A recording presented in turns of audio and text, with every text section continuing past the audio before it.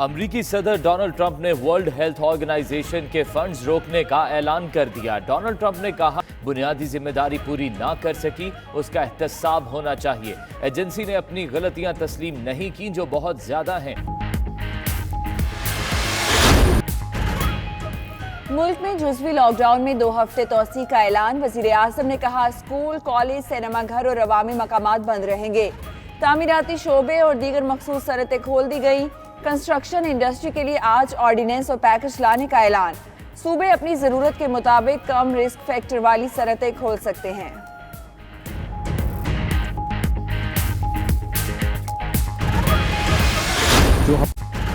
وفاقی حکومت نے کئی شعبے کھولنے کا اعلان کر دیا۔ برآمدی صنعت اور اسٹیشنری شاپس کھولنے کی اجازت، جانوروں کے اسپتال کھل جائیں گے، کھاد بنانے والے پلانٹ بھی آج سے کھولنے کا اعلان۔ نرسریاں اور شیشہ بنانے والی صنعتیں بھی کھولی جا رہی ہیں۔ E commerce soft where development کھولنے کا فیصلہ ہو گیا۔ شہباز گل نے ٹویٹ کر دیا جن شعبوں کو کام کرنے کی اجازت دی گئی انہیں حکومتی ہدایات پر عمل درآمد بھی کرنا ہوگا۔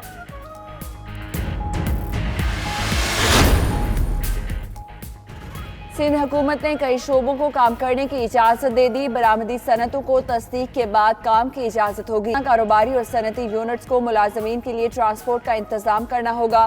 درزی، حجام، اسٹیشنری شاپس کو کاروبار کی مشروط اجازت۔ ٹرانسپورٹ، شادی ہالز، سینما گھر بند۔ پنجاب نے بھی تعمیراتی انڈسٹری کھولنے کا اعلان کر دیا۔ نوٹیفیکیشن کے مطابق بجری، اینٹ اور تعمیراتی کاموں سے متعلقہ دکانیں کھولنے کی اجازت۔ الیکٹریشین، پلمبر، بڑھئی اور درزی بھی کام کر سکیں گے۔ پراپرٹی ڈیلرز کو بھی ایس او پی کے ساتھ کام کرنے کی اجازت۔ 12 صنعتوں کو کھول دیا گیا۔ وزیر اعظم کا ذخیرہ اندوزوں اور منافع خوروں کے لیے سخت پیغام۔ عمران خان نے کہا رمضان المبارک سے قبل مصنوعی مہنگائی کرنے والے باز رہیں، پیسے بنانے کی کوشش کی تو سختی سے نمٹا جائے گا۔ جید علماء کرام نے اعلامیے میں کہا بیمار افراد کو گھر پر ہی جماعت کا ثواب ملے گا۔ مفتی منیب الرحمان کا کہنا ہے مساجد میں نماز جمعہ اور تراویح کا اہتمام ہوگا۔ مفتی تقی عثمانی، سراج الحق، مولانا فضل الرحمان، علامہ ساجد میر نے اعلامیے کی تائید کر دی۔ وزیر مذہبی امور نور الحق قادری نے کہا تراویح، اعتکاف، جمعہ کا فیصلہ متفقہ طور پر ہوگا۔ 18 اپریل کو علماء کرام کے ساتھ مشاورت کی جائے گی۔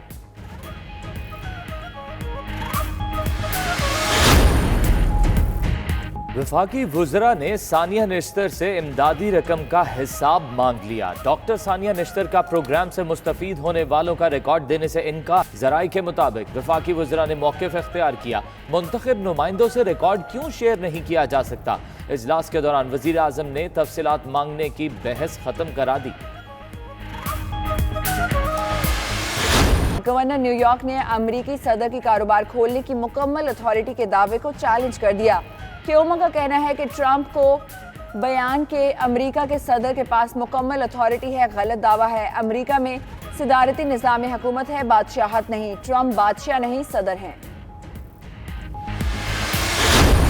پاور سیکٹر پر انکوائری رپورٹ پر عمل درآمد شروع۔ وزیر اعظم کی ہدایت پر انکوائری رپورٹ کی اہم سفارشات پر عمل درآمد شروع کر دیا گیا۔ انکوائری کمیٹی نے 100 ارب ریکور کرنے کی سفارش کی۔ 92 نیوز نے 11 اپریل کو انکوائری رپورٹ کی خبر بریک کی۔ 32 آئی پی پیز مذاکرات کے لیے اسلام آباد طلب۔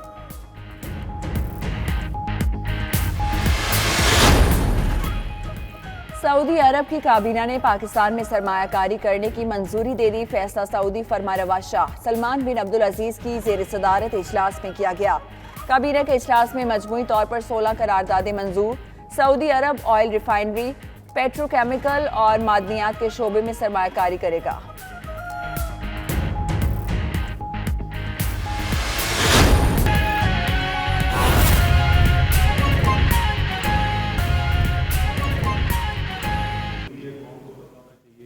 قوم کی جو لیڈرشپ ہے وہ اس مشکل حالات کے اندر کس طریقے سے فیصلے کر رہی ہے، اور یہ زیادہ ضروری اس لیے بھی ہو گیا ہے کہ میں نے پچھلے کچھ دنوں کے اندر سنا ہے ذمہ دار سیاسی لیڈرز جو ہیں انہوں نے بھی کچھ ایسی باتیں کی ہیں کہ کوئی کوارڈینیشن نہیں ہے، یہ الفاظ استعمال کیے کہ کوئی کوارڈینیشن نہیں ہے۔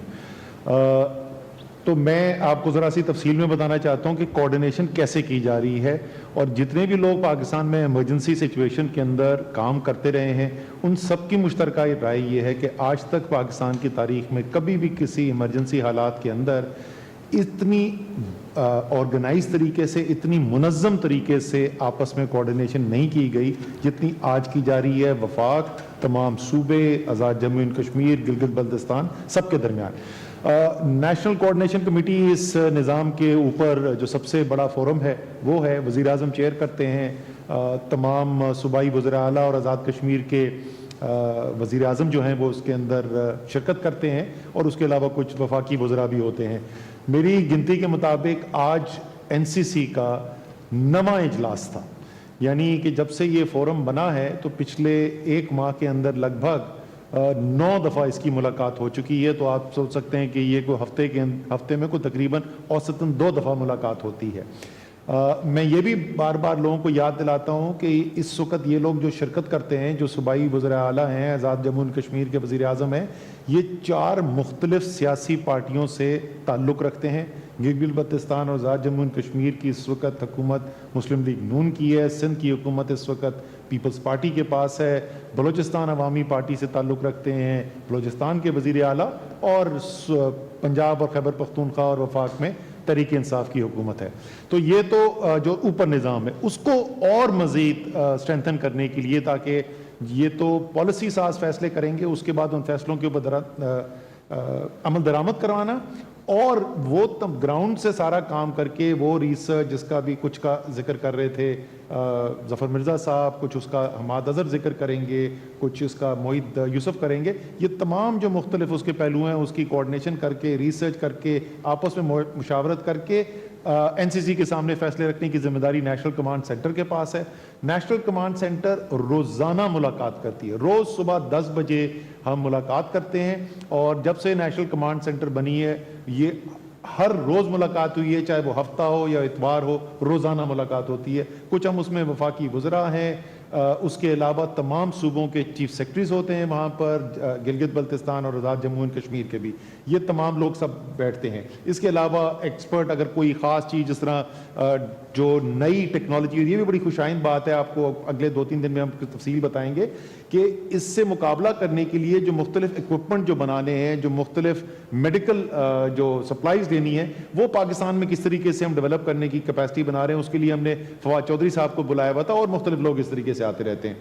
اور اسی طریقے سے آج جو این سی سی نے آج جو فیصلے کیے، اس فیصلے کا میں صرف اگر آپ کو مثال بتا دوں تو آپ کو سمجھ میں آ جائے گا کہ یہ کتنا قریبی رابطہ ہے۔ پہلے ہم نے 1 ہفتہ پہلے میں نے آپ کو کہا تھا کہ ہم اگلے ہفتے کے لیے مشاورت کا عمل شروع کر رہے ہیں۔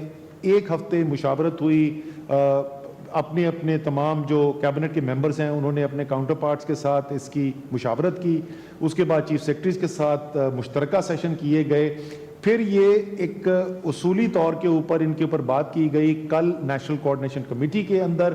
اس کے اندر درخواست آئی ایک وزیر اعلیٰ کی کہ مزید کچھ ایس او پی کے اوپر جو ہے وہ غور کر لیا جائے مشترکہ طور پہ، اور وزیر اعظم نے فوری طور پر کہا کہ یہ بالکل ٹھیک ہے، ہم اس فیصلے کو، حتمی فیصلے کو کل تک لے جاتے ہیں۔ اسی دن شام کو تمام جو بھی ہم نے ہمارے پاس جتنا تجزیہ رکھا ہوا تھا، جو ہماری سفارشات تھیں، اس کے تفصیلات سارے جو ہیں وہ دوبارہ بھجوا دی گئیں۔ وہ پہلے ورکنگ لیول کے اوپر تو تمام شیئر ہوئی تھی، لیکن وہ دوبارہ بھجوا دی گئیں، اور اس میں کم سے کم سندھ کا جو ہے وہ جواب ہمیں اسی کے اوپر ان کے جو تبصرہ تھا وہ کل رات کو ہی ہمیں مل گیا تھا۔